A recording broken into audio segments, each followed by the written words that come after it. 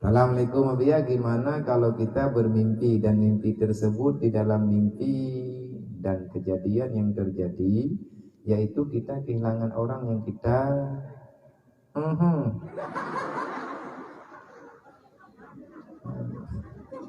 yang terjadi yaitu kehilangan orang yang sangat kita sayangi. Buat Allah Tuhan. Nah, rupanya nyo agama sini. Nyo pasti kak kenang agama. Hai pun lumpau ele. Apakah tanda dari mimpi itu? Hai bro, pohon aku buat kita lumpau lo. Tapi lumpuhnya kan mandum mimpi itu tak ada berfaedah. Kadang-kadang alamat keberida Allah lagi semayang isi tarah.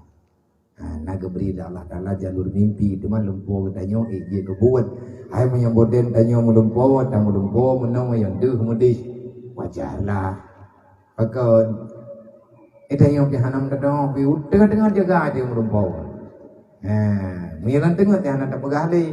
Nah urun tayang yang baik kan gelempot lang dengan ke urang yang gak nyan tayang, urang yang gak nyan cinta, urang yang gak nyan segala-gala kagak deh coy mau terkejut pak tengut nyan ketemayang subuh bayang-bayang lempoi ya nyo yang je kemasalah kai melang temayang hangku semua le nyana hanaga yang susah gundah bubuh nama ngak ke baju.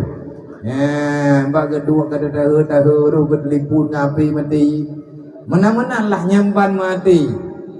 Tetapi kehilangannya cuma di mimpi. Adakah itu putra alamat? Anak tapu wapi. Tamu doa mantang terawat dekat dia.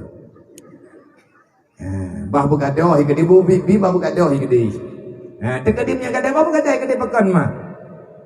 Tetapi menyampit kada.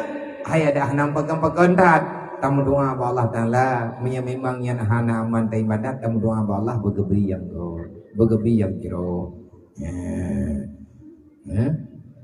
nya urang kali-kali mengkawin tron jupon tan lempo kadah lakon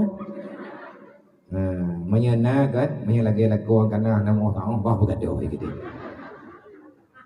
aina ge dana dalam pegawai tapi bena lawan-lawan dah syad